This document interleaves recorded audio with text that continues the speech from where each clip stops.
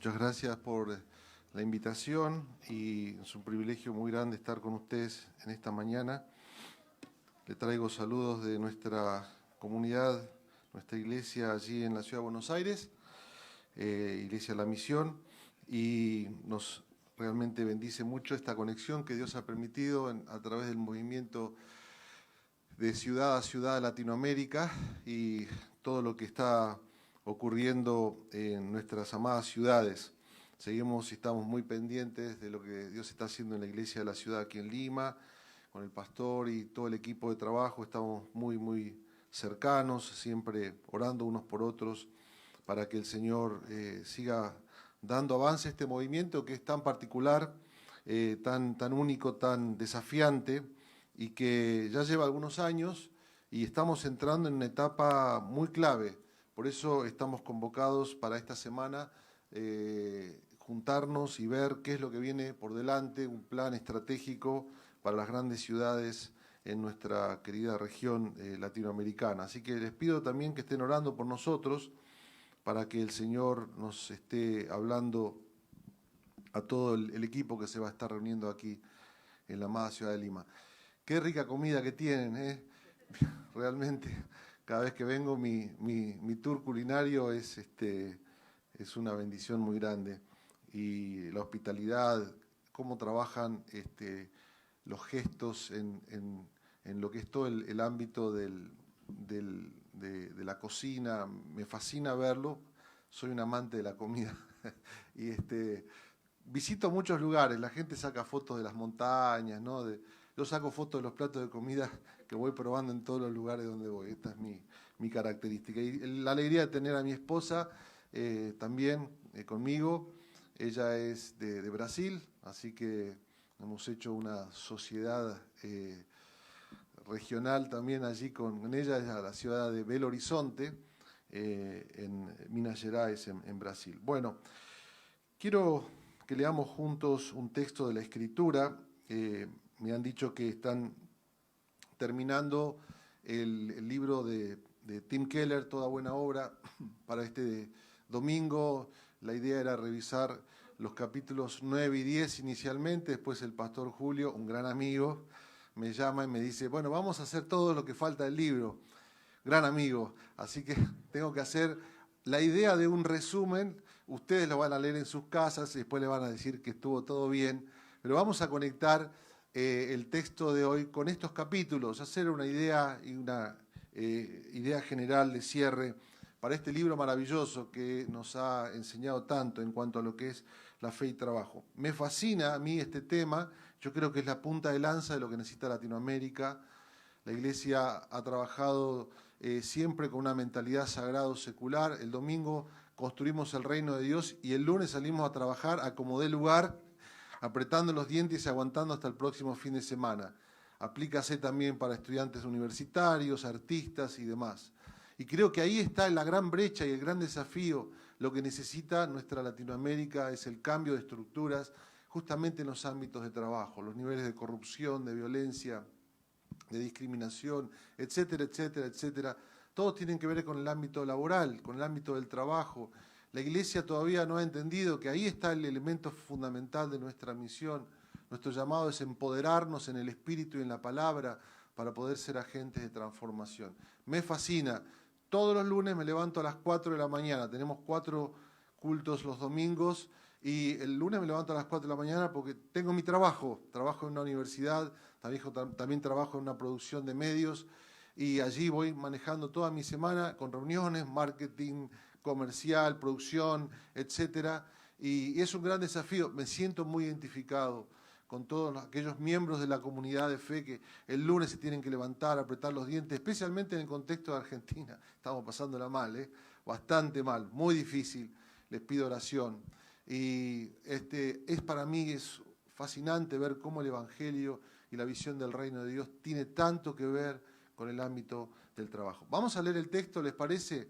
Capítulo 16 del libro de los Hechos. 3 historias. El apóstol Pablo venía de evangelizar allí por Asia Menor. Quería ir en un momento dado hacia el norte junto con su grupo de ayudantes. El Espíritu Santo se lo impidió. Para el sur el Espíritu Santo se lo impidió, para el oeste el Espíritu Santo se le impidió, unos 500 kilómetros recorrió hasta que finalmente el Señor le dijo, tenés que pasar a Macedonia, cruzá el mar, entrá a Europa, y comienza allí la historia que vamos a leer hoy. La primera acción misionera del apóstol Pablo en Europa. Allí comienza la iglesia en Europa. Y vamos a leer juntos 3 historias. La primera historia está allí en el versículo 13. Un día de reposo salimos de la ciudad y llegamos al río donde se hacía la oración. Allí nos sentamos y trabamos conversación con las mujeres allí reunidas. Entre las que nos oían estaba una mujer llamada Lidia, que vendía telas de púrpura en la ciudad de Tiatira.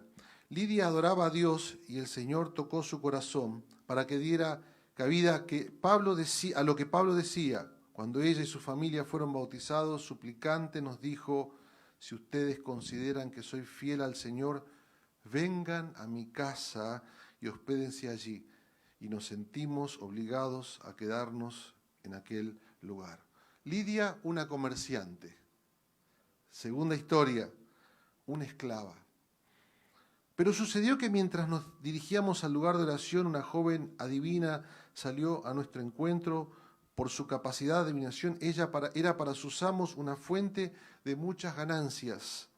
La joven venía tras nosotros y a voz en cuello gritaba, estos hombres son siervos del Dios Altísimo y les anuncian el camino de la salvación. Esto lo repitió durante muchos días, pero Pablo se molestó mucho y finalmente se dio vuelta y le dijo a este espíritu, en el nombre de Jesucristo te ordeno que salgas de ella. Y al instante el espíritu la abandonó. Pero al ver sus amos que iban a perder sus ganancias, tomaron a Pablo y a Silas y los presentaron ante las autoridades de la plaza pública. Y allí, ante los magistrados, dijeron, estos judíos andan alborotando a nuestra ciudad y enseñan costumbres que nosotros, como romanos, no podemos aceptar ni practicar. Muy ortodoxos. El problema era que habían perdido el negocio. Eso era el único problema, ¿no? Se acordaron de la ley y todo lo demás. Tercera historia. Un carcelero es transformado. La gente se agolpó contra ellos, los magistrados les rasgaron las ropas y ordenaron que se les azotara con varas. Después de darles muchos azotes, los arrojaron en la cárcel y le ordenaron al carcelero que los mantuviera constantemente vigilados. Al recibir esta orden, el carcelero los metió hasta lo último, a lo más profundo del calabozo y les sujetó los pies en el cepo. A la medianoche, Pablo y Silas oraban y cantaban himnos a Dios. He decidido seguir a Cristo. He decidido seguir a Cristo. He decidido seguir a Cristo. No vuelvo atrás. No vuelvo atrás. Y mientras los presos los escuchaban, de pronto hubo un terremoto tan violento que los cimientos de las cárceles se estremecieron y al instante se abrieron todas las puertas y las cadenas de todos se soltaron y el carcelero despertó y cuando vio las puertas abiertas de la cárcel sacó su espada y quiso matarse pues pensaba que los presos habían huido. Pero con fuerte voz Pablo le dijo, no te hagas ningún daño, que todos estamos aquí. Entonces el carcelero pidió una luz y temblando de miedo corrió hacia adentro y se echó a los pies de Pablo y de Silas. Luego los sacó y les preguntó, señores, ¿qué debo hacer para ser salvo? Ellos le dijeron, cree en el Señor Jesucristo, y esta la sabemos todos, y serás salvo tú y tu familia. Y les hablaron de la palabra del Señor, a él y a toda su familia. A estas horas de la noche el carcelero los tomó, les lavó las heridas y luego él y toda su familia fueron bautizados. Después los llevó a su casa y les sirvió de comer y a él y toda su casa se alegraron mucho de haber creído en Dios. Amén. 3 historias maravillosas que quiero aplicarlas en esta mañana a nuestras realidades laborales. Allí les pongo en primer lugar la visión de nuestra comunidad de fe para que estén orando por nosotros. Tenemos 4 congregaciones desparramadas en diferentes lados de la capital, de la ciudad de Buenos Aires. Allí nuestros lemas fundamentales que sintetizan nuestra visión es: queremos ver vidas transformadas por el Evangelio, queremos fundar congregaciones que impactan barrios. Tenemos 5 congregaciones. Por la dinámica propia de nuestra ADN trabajamos estas 5 congregaciones con su anciano, su equipo pastoral, pero somos una sola iglesia y queremos expresar nuestro amor redentor por la ciudad. Bueno, muy similar a la visión que el Señor ha dado a esta comunidad de fe, por la cual oramos siempre, los tenemos muy en cuenta. El mensaje es: Dios cambia vidas. Dios cambia vidas en sus realidades laborales, impactando todo su entorno y toda su realidad. En lugares diferentes. Miren qué interesante es pensar que el apóstol Pablo venía procurando hacer misión y el Señor se lo fue impidiendo hasta que se le abrió allí en la ciudad de Filipos, y estas historias nos cuentan instancias de transformación y de cambios en lugares diferentes, en ámbitos laborales diferentes. Esto nos habla de que no hay lugar específico para el cual la fe cristiana sea necesario más que en otros. Todos necesitamos de Jesús. Toda nuestra ciudad necesita de Jesús. A vidas diferentes, muy diferentes unas de otros. Es más, muy contracultural a la mentalidad que tenía un judío. El judío se levantaba cada mañana y decía: doy gracias a Dios que no soy mujer, no soy esclavo y no soy extranjero. ¿Adivina qué? Se entregaron al Señor una mujer, una esclava y un extranjero. Dios tiene sentido del humor. De maneras diferentes, a cada uno de ellos, el impacto del Evangelio fue específico a su realidad personal, y yo llamo en este lugar y en este texto en su realidad laboral. Y quiero recorrerla con ustedes rápidamente. En primer lugar, Lidia, una comerciante que era religiosa. Y dice allí: un día de reposo salimos de la ciudad, llegamos al río y trabamos conversación con las mujeres allí reunidas. Y una mujer llamada Lidia, que vendía telas de púrpura en la ciudad de Tiatira. Lidia adoraba a Dios, era religiosa, temerosa de Dios, y el Señor tocó su corazón para que diera lugar a lo que Pablo decía. Ahora, qué interesante es para nosotros descubrir esta verdad tan hermosa del Evangelio impactando a esta mujer, que era una mujer profesional. Ella era una mujer que tenía una profesión que tenía que ver con la industria de la moda. Trabajaba con el teñido de telas. De un molusco se extraía la púrpura, que era muy, muy, muy cara y era exclusiva de ciertas familias. Es más, se decía que era el negocio de los Césares, aquel que traficaba o que vendía o que trabajaba con el ámbito de la púrpura. Era una profesión muy, muy exclusiva, muy cara. Y esta mujer que estaba allí en el mundo de la moda, me imagino la lucha en aquella realidad social como mujer, salir adelante y empujar adelante. Y tenía una casa en Tiatira y otra casa ahí en Filipos. Tan grande era que pudo albergar a Pablo y sus ayudantes. Una mujer que habrá sido emprendedora. Una mujer que fue después pilar en la iglesia de Filipos. Y su situación espiritual, temerosa de Dios, nos dice allí el texto. Estaba buscando algo. Habrá probado diferentes realidades espirituales o filosóficas. Leemos allí en el capítulo 17, un poco más adelante, estaban de moda, bueno, todo lo que tiene que ver con la idolatría, pero escuelas de filosofía como los epicúreos y también los estoicos. Y allí estaría buscando. Nos habla de la cantidad de buscadores que hay en nuestras ciudades. Gente que está buscando significancia en su vida, trascendencia con lo que hace. Pero no lo han encontrado. Y de repente sus corazones, por obra y acción del Espíritu, se sensibiliza al mensaje. Dice allí, el Señor abrió el corazón de Lidia. Y cuando uno lee el texto griego original, aparentemente existe un proceso por el cual ella ocurrió. Fue escuchando a Pablo, quizás fueron varios encuentros. El corazón de Lidia se fue abriendo al mensaje del Evangelio.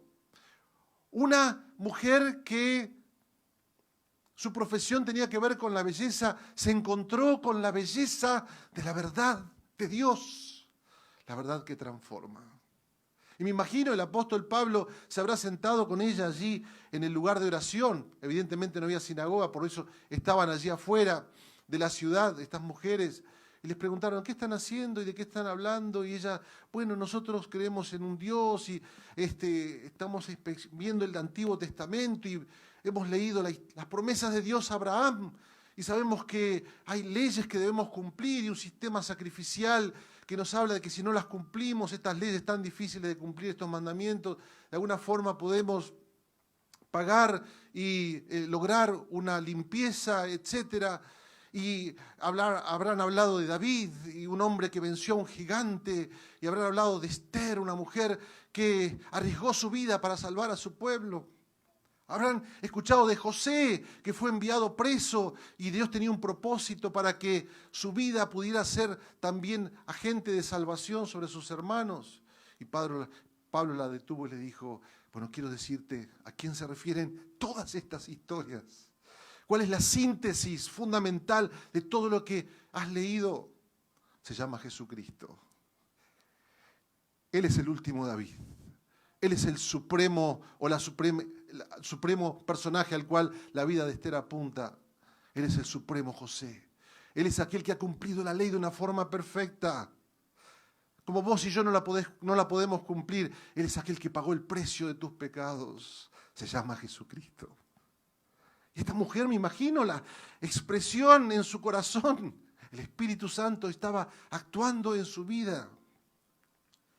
Me encanta pensar cuánta necesidad tenemos de trabajar esa verdad en nuestros ambientes de trabajo. ¿Cuántos están buscando, no es cierto?, especialmente en áreas como la que estamos hoy congregados, pensando que la verdad está aquí o está allá o está en otro lado. Necesitamos profundizar la verdad del Evangelio, especialmente conectado con los ámbitos laborales. ¿De qué manera el texto allí del capítulo 9 nos habla de esta historia, de esta cosmovisión que transforma realidades, que explica todas las realidades y que responde a todas las preguntas que nuestra sociedad se hace? Cuán importante es entender que el Evangelio tiene mucho que ver, todo que ver con esta verdad transformadora. Alentarnos también con la historia de Lidia, pensando que algunos de nosotros estamos intentando aquí y allá y vamos caminando. Pablo caminó 500 kilómetros hasta encontrarse con Lidia. Pero el Espíritu Santo es soberano y está actuando y nos está guiando para ser agentes de misión y transformación allí donde Él los ha puesto. Dejémonos guiar por el Señor. Quizás estamos hoy por primera vez en este lugar. Hay algo que nos está apelando. No es casualidad que estés hoy aquí, en este lugar. Dios te ha traído. Mi oración es que puedas encontrarte con esa verdad, que explica y que responde a todas tus preguntas. Me encanta pensar en el impacto epistemológico de la verdad cristiana, de la cosmovisión cristiana. Pueden leer conmigo allí, en primer lugar, mencionarles la verdad que transforma. Este es el mensaje de la vida de Lidia. Y quiero que leamos juntos este párrafo del capítulo 9 del texto de Toda Buena Obra. Ser cristiano significa más que solo ser honesto. Incluso significa más que el evangelismo personal o realizar un estudio bíblico en la oficina. Más bien significa pensar en las implicaciones de la cosmovisión del Evangelio y los propósitos de Dios para toda tu vida laboral y toda la organización bajo tu influencia. Pensamos en las Lidias y en los Lidias. Dice que los llevó de allí a su casa, Eloicos, la familia, el lugar donde no solamente se vivía, sino también se trabajaba. Los involucró toda su comunidad en relación con la verdad que había transformado su vida.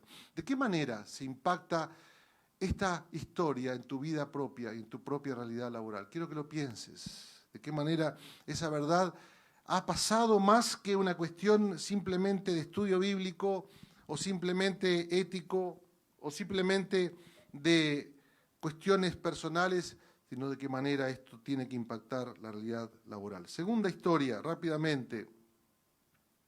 Hoy me estoy extendiendo un poco más de lo normal. Esclava, una mujer oprimida. Esta mujer que nos dice allí el texto que tenía una profesión que era la de ser adivina. Aparentemente allí el texto habla de una pitonisa, una mujer que tenía el poder de predecir el futuro por una acción diabólica. Allí lo explica claramente. Una mujer esclavizada socialmente, una mujer esclavizada económicamente y espiritualmente. Pienso en la mayoría de nuestros hombres y mujeres en las ciudades de Latinoamérica, que son esclavos en muchos sentidos. Pienso en los inmigrantes que tienen que conformarse con encontrar el trabajo que les sea posible. Pienso que no encuentran lugares en nuestras ciudades muchas veces. Pienso en las jóvenes víctimas de trata de blancas, en los adolescentes que son soldados narcos, aquellos que luchan cada día por, como dice el tango, ¿no? Se gastan los suelos, se gastan, dice, las suelas, las medias y el traje para traer el alimento a cada una de sus casas. Allí está la situación espiritual de esta mujer. Pero ella tiene un encuentro de poder. El apóstol Pablo va caminando y se llena de indignación ante esta mujer que veía la verdad, discernía la verdad, pero la verdad no le había impactado a nivel personal. Y ocurre muchas veces con nosotros. Pienso en aquellos que hemos tenido una reflexión intelectual en cuanto a la verdad, la podemos ver, la podemos declarar, la podemos recitar y confesar, pero no ha impactado nuestras vidas a nivel personal. Muchas personas están esclavizadas en sus realidades laborales, esclavizadas en sus ídolos, en lograr conseguir ser alguien y ser algo, a veces oprimidos desde una perspectiva emocional, espiritual, psicológica o a veces social. Pero ahí viene la conversión. Pablo se cansa de escuchar a esta mujer que declara la verdad de la libertad, pero está esclavizada. Y Pablo le declara la libertad en Cristo Jesús, en el nombre de Jesucristo. Me gusta pensar, ¿no es cierto?, en cuanto a las consecuencias que se derivan de esto. Porque jugándose por esta esclava, tuvo que pagar un precio muy alto. Toda la estructura de esa ciudad estaba favoreciendo a esos amos. Estos amos estaban allí para defender su causa, y Pablo fue víctima, junto con Silas, de esta realidad. Algunos de nosotros también pensamos que el llamado de la iglesia debe ser a luchar por estas realidades. Cuando hablamos de fe y trabajo, no hablamos solamente de algunos perfiles, sino de toda la realidad de la ciudad. Y de qué manera la iglesia tiene que ser sensible a esto y tiene que mirar la realidad total.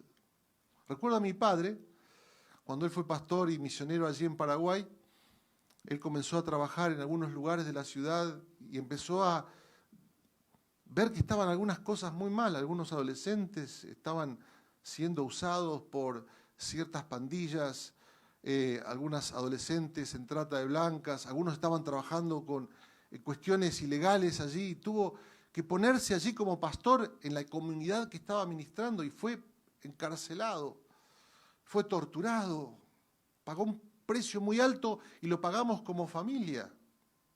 Pero allí se levantó un testimonio. Años después, cuando él se enteró del trabajo que había continuado, porque fuimos expulsados de aquel lugar, en aquella época que no había democracia en aquel país, supimos que estos hombres y mujeres por los cuales mi padre se había puesto allí en medio para defenderlos y para hablarles del Evangelio, se levantaron como hombres y mujeres para plantar allí un movimiento, comenzar un movimiento de plantación de iglesias en Paraguay.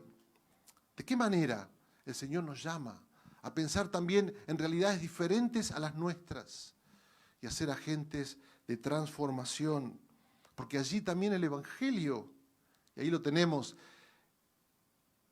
es el poder que libera. Y allí quiero que leamos juntos esta frase de Tim Keller, dice, ser libres del trabajo bajo el trabajo.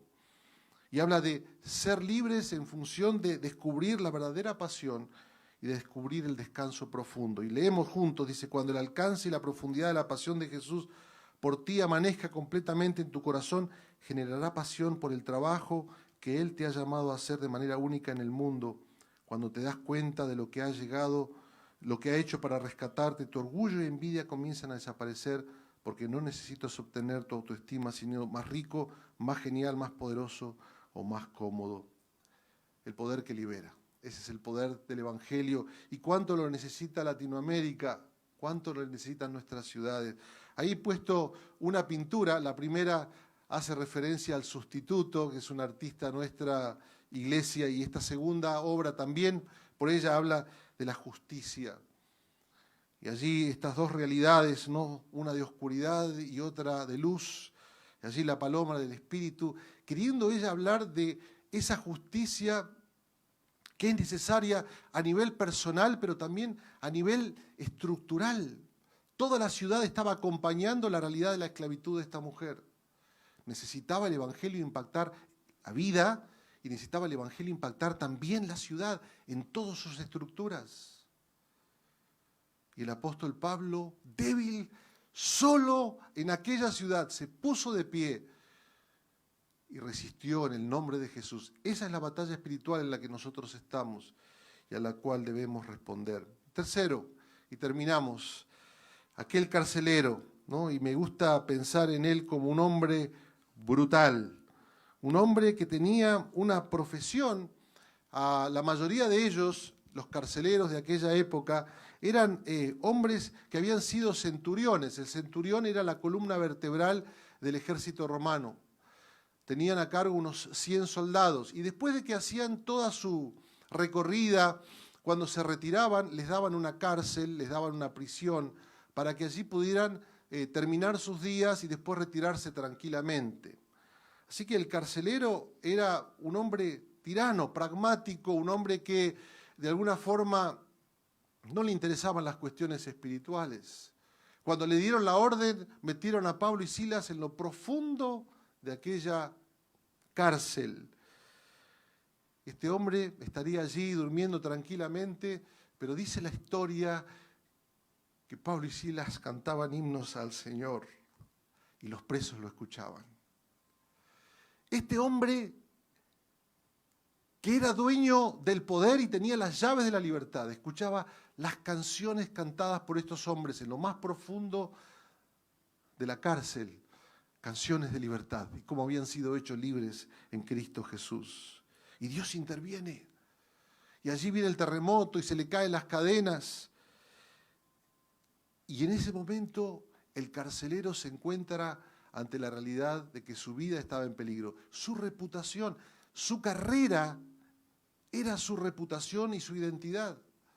Y entonces quiere matarse porque sabe que aquellos presos que escapaban significaba que toda su reputación ganada en sus años de trabajo y en sus años de experiencia profesional como soldado estaban en la ruina.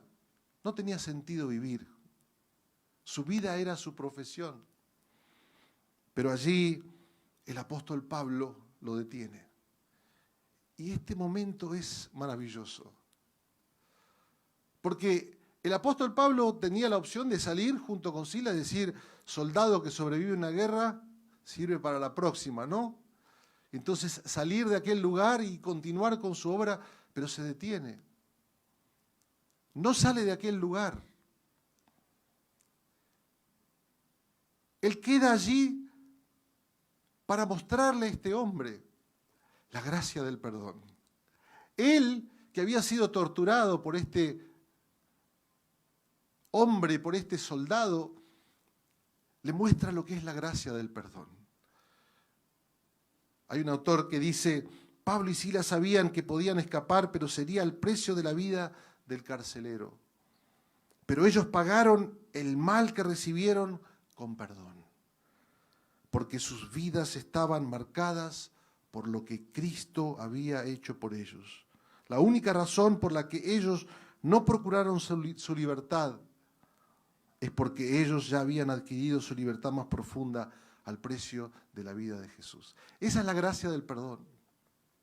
Me resulta maravilloso cómo este carcelero los sacó y comenzó enseguida a utilizar sus recursos, a utilizar todo lo que es vinculado con su profesión para sanar y para cuidar de estos hombres de Dios. Y allí la historia de transformación tan hermosa. Pensando también entonces en esta verdad, allí tenemos la gracia del perdón. Y me gustaría entonces ver cómo el ejemplo de Pablo vivido en su propia vida, en su ética de perdón, transforma la vida de este carcelero. Y ahí leemos en Toda Buena Obra, capítulo 11, dice, la enseñanza cristiana elevó la definición de la idea del amor a un nuevo nivel, para incluir el amor a los enemigos y el perdón a los perseguidores. Esto fue visto como escandaloso por aquellos que vivían en culturas basadas en la vergüenza y el honor, donde la venganza se consideraba una virtud.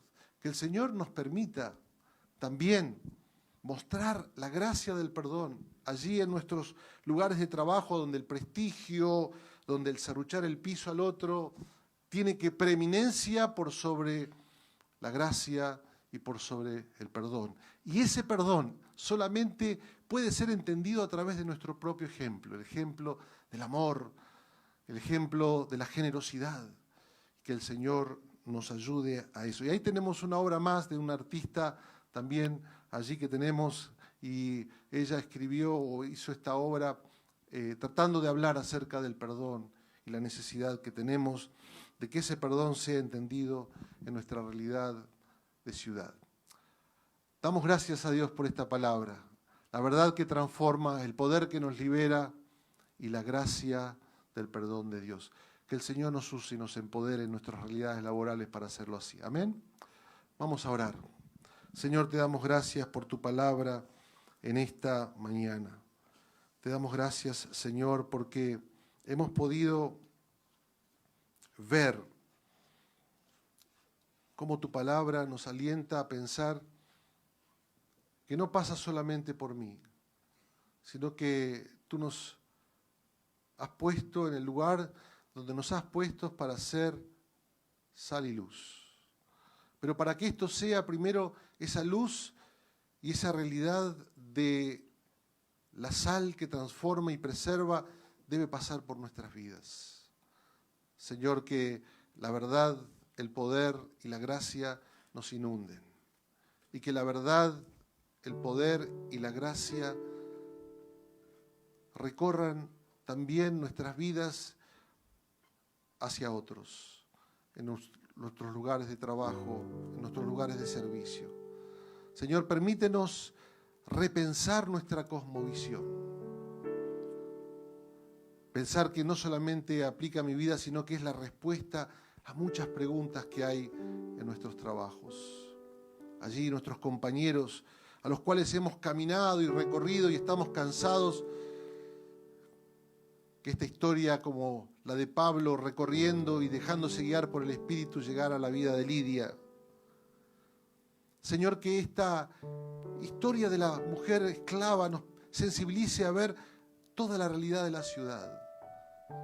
Que hay vidas que necesitan ser libradas de ídolos, de muchas cosas que han atado sus corazones. Y que nosotros podamos ser, Señor, también allí agentes que pregonan la libertad en Cristo, sabiendo que hay consecuencias muchas veces. Señor, permítenos ver más allá de lo individual, ver toda la realidad de la ciudad, donde hay necesidades profundas. Si hay precio que debamos pagar, fortalécenos, Señor. Llénanos del misterio de este gozo en el sufrimiento. Llénanos de nueva canción. Y utilízanos, Señor, para que otros puedan ver en nosotros la gracia del perdón. Este hombre vio en Pablo el perdón hecho realidad en Cristo Jesús. Señor, pedimos que esta sea la acción de nuestra comunidad de fe aquí en Lima, de nuestra iglesia, la ciudad, y también de cada iglesia representada en nuestro movimiento. Señor, lo pedimos, te damos gracias en el nombre de Jesús. Amén.